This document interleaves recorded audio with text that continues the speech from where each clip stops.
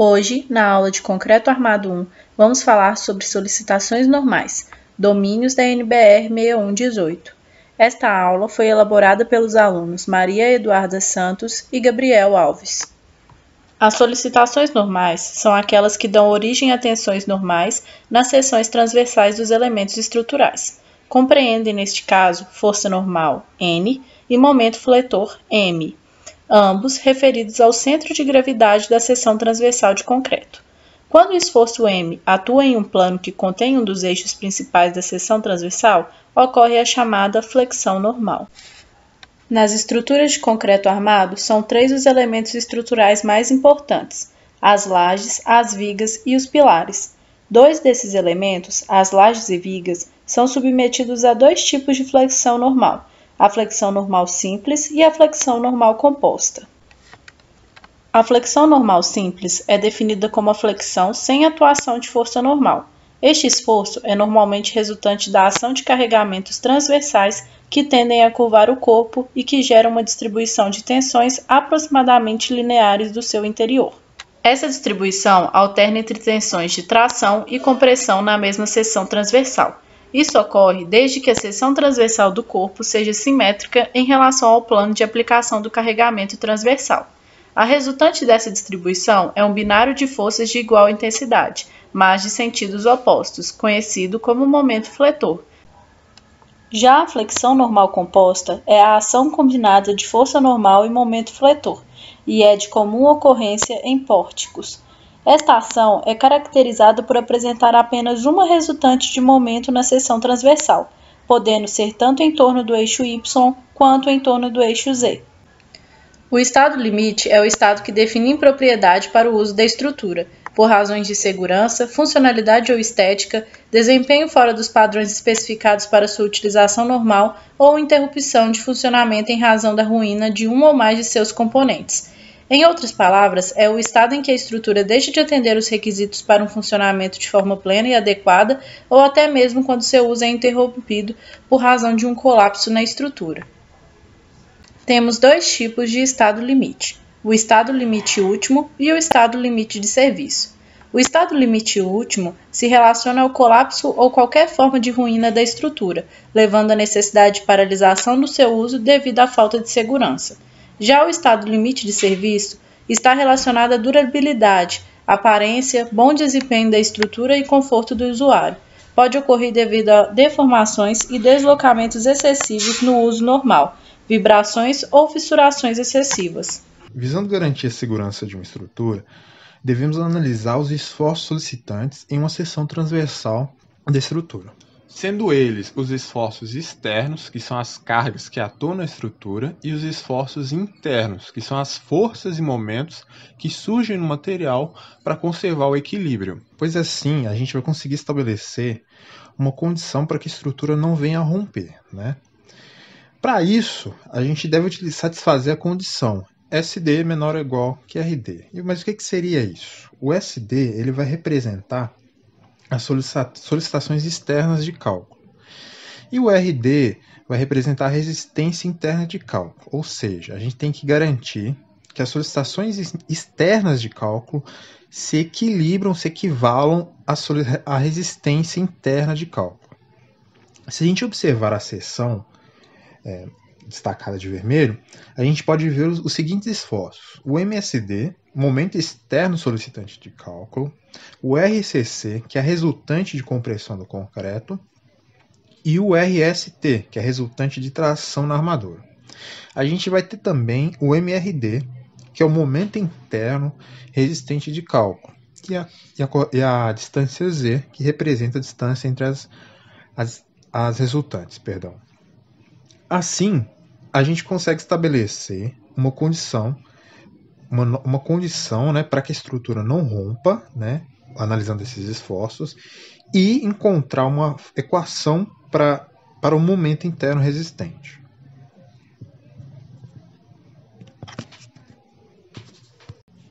Para a gente falar dos estágios de deformação, temos que analisar o comportamento do concreto. Temos aqui, um diagrama de tensão-deformação idealizado do concreto, né, que vai estar presente na NBR 6118. e que, se a gente analisar, vemos que no trecho inicial o concreto apresenta um comportamento linear, ou seja, há uma razão de proporcionalidade, né, direta entre a deformação e a tensão. Após dado ponto, o concreto ele vai ter um comportamento parabólico e, ao final desse comportamento parabólico, ele vai chegar em uma deformação específica que o concreto vai plastificar, que é o ponto εc2. A partir daí, a deformação do concreto ela vai ser constante, né, até atingir o εc2, que é o encurtamento limite útil, ou seja, é o ponto que o concreto já não consegue deformar mais e ele vai ter sua ruptura. Com isso, a gente pode entender que os estádios de deformação eles são o caminho que a estrutura vai passar desde um carregamento mínimo, ou seja, no nosso caso, como uma viga, um momento mínimo, até um carregamento máximo, que vai ser o ponto onde a viga vai romper, pois o momento atingiu um valor muito grande e a estrutura não vai conseguir suportar. Assim, podemos entrar na conceituação de estádios. Temos agora o estádio 1, que também é denominado de estado elástico, pois não serão visíveis nenhuma fissura, e a gente pode observar que nesse momento a distribuição de tensões é linear, pois o concreto ainda resiste à tração, pois temos momentos inferiores, né, à resistência de tração do concreto. Já no estágio 2, o momento aplicado é um pouco maior, né, e nesse instante irão começar a surgir fissuras, também o denominando de estado de fissuração. Se a gente observar a distribuição de tensões no estágio 2, todas as tensões de tração vão ser resistidas pelo aço, pois o concreto já começou a fissurar. Por fim, no estágio 3, com um momento ainda maior aplicado na seção, vemos que o elemento vai estar bastante fissurado, mais do que no estágio 2, e já não vamos ter uma distribuição de tensão linear, pois o concreto atingiu o ponto onde ele começa a plastificar. Então, resumindo de certa forma, podemos dizer que no estágio 3, ele vai corresponder ao estado limite último, ou seja, o limite da situação daquela estrutura, no nosso caso a viga, ou seja, o ponto onde ele vai romper. E que o estágio 1 e 2 vai estar relacionado ao estado limite de serviço. Antes de falar dos domínios de deformação do concreto, a NBR 6118 adota algumas hipóteses para que a análise desses domínios seja mais ideal e menos complexa. A primeira é que a seção transversal da estrutura continue plana depois do processo de deformação. A segunda é que a aderência entre concreto e aço é completa, ou seja, que não vai acontecer nenhum escorregamento durante o processo de deformação. E, por fim, que toda a tração ela é resistida pelas armaduras de aço e desconsiderando a ação do concreto na resistência à tração. Por meio da análise dos diagramas de deformação, chegou-se aos domínios de deformação, os quais são descritos na NBR 6118 e reproduzidos na figura. De acordo com a norma, nos domínios de estado limite último de uma seção transversal, tem-se ruptura convencional por deformação plástica excessiva e ruptura convencional por encurtamento limite do concreto. Analisando os domínios estipulados pela norma, tem-se domínio 1. Neste caso, a linha neutra encontra-se a uma distância fora da seção transversal, a qual se apresenta totalmente tracionada. A ruína do elemento ocorre pela deformação plástica excessiva da armadura mais tracionada, sendo o estado limite último caracterizado pela deformação do alongamento na armadura mais tracionada igual a 10 por 1000.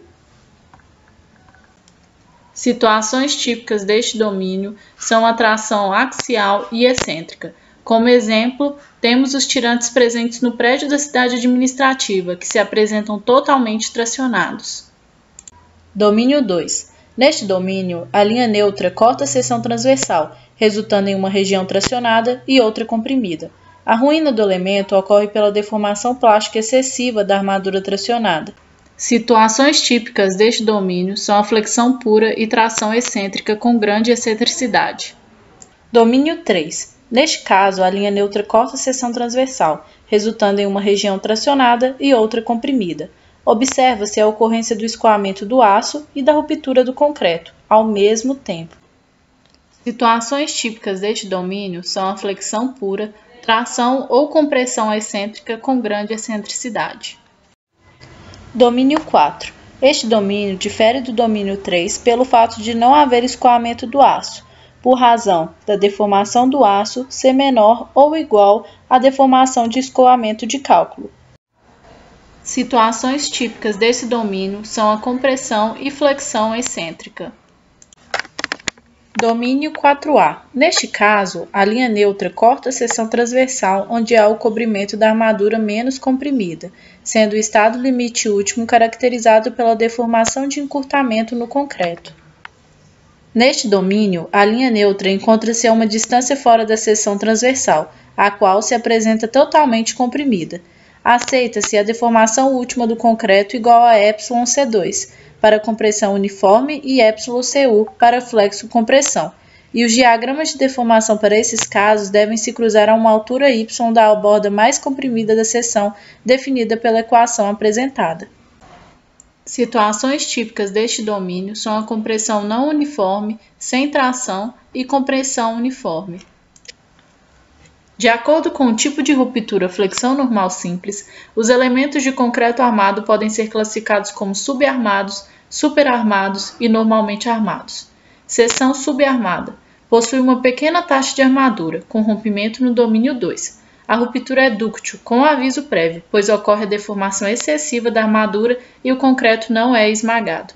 Ou seja, a armadura escoa antes da ruptura do concreto, com a armadura tracionada trabalhando com a máxima tensão de cálculo.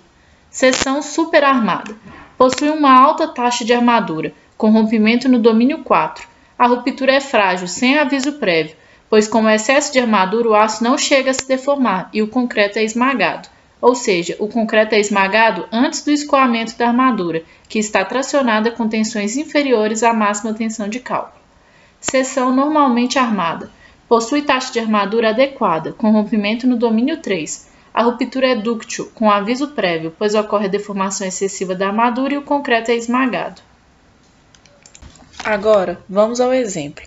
Precisamos calcular a armadura para a viga demonstrada na figura utilizando solicitações normais, sendo que FCK é igual a 20 MPa e que na seção atua um momento fletor de 150 kNm.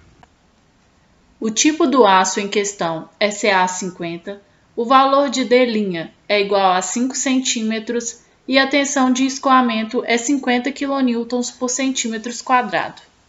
Primeiramente, desenhamos o esquema de resultante de forças para a viga em questão. Neste caso, temos uma resultante de compressão do concreto, representada pela sigla RCC, e uma resultante de tração do aço, representada pela sigla RST. Sabemos que o valor de y corresponde a 80% do valor x, que equivale à distância da extremidade superior da seção até a linha neutra da mesma. Neste problema, não nos foi informado o valor de x, mas será possível defini-lo a partir das equações de equilíbrio. Além disso, precisamos definir o valor do momento externo solicitante de cálculo, a partir da equação apresentada, onde esta solicitação é igual ao fator de segurança do concreto vezes o momento fletor que atua na seção. Dessa forma, o momento fletor externo solicitante de cálculo é igual a 210 kNm. Após desenhar o esquema de resultantes, iremos calcular os esforços internos RCC e RST. A resultante de compressão do concreto corresponde à área transversal da seção do concreto vezes a resistência final de cálculo do concreto, sendo que a área transversal da seção de concreto é igual a B vezes Y, sendo B correspondente à base da seção da viga. Já a resistência final de cálculo é igual a 0,85 vezes a resistência de cálculo do concreto, que corresponde ao valor da resistência característica do concreto à compressão, dividido pelo fator de segurança do mesmo. Dessa forma, o valor da resultante de compressão do concreto é igual a 19,42x. De forma análoga, o valor da resultante de cálculo de tração do aço é igual à área da seção transversal da armadura longitudinal de tração vezes a tensão de escoamento de cálculo. Como ainda não sabemos nenhum destes valores, iremos deixar esse esforço em função de AS e FYD, denominando a equação como equação 1. Agora, vamos para as equações de equilíbrio. Sabemos que o somatório de forças na direção x é igual a zero, e dessa forma determinamos que RCC é igual a RST. Além disso, o somatório de momento no ponto A, representado no esquema de resultantes, também é igual a zero. Realizando todos os cálculos, sabendo que RCC e RST geram momento e que ambos são iguais, encontramos dois valores para x a partir da fórmula de Bhaskara. Os valores encontrados são x' igual a 119,98 cm e x duas linhas igual a 22,528 cm. Analisando a seção, podemos descartar o valor de x', visto que ele extrapola o valor da altura da seção. Substituindo o valor encontrado na equação 1, determinamos que o valor da área da seção transversal da armadura longitudinal de tração é igual a 10,06 cm². Dessa forma, podemos realizar agora o cálculo da armadura. Vamos supor que o diâmetro φ das barras da armadura é igual a 25 mm. Sabemos que a área da seção de uma barra é igual a π vezes o diâmetro ao quadrado dividido por 4. Assim, encontramos que para um diâmetro de 25 mm, a área da seção da barra é igual a 4,909 cm². Conforme foi calculado, a área da seção transversal da armadura longitudinal de tração é igual a 10,06 cm². Dividindo este valor pela área individual de cada barra, definimos que serão necessárias 3 barras de aço de 25 mm para a viga em questão. Vamos agora realizar a pesquisa do domínio. Iremos supor inicialmente que se trata do domínio 2. Como já temos o valor de x, que é 22,528 cm, podemos encontrar o valor da deformação específica do concreto. Realizando os cálculos a partir da semelhança de triângulos, encontramos o valor de 6,53 por mil, o que extrapola o valor da deformação específica do concreto no domínio 2. Dessa forma, descartaremos esta hipótese. Agora, vamos supor que se trata do domínio 3, e com isso encontramos um valor de 5,36 por mil para a deformação específica do concreto. Este valor está dentro dos limites do domínio 3, e esta hipótese foi por fim confirmada.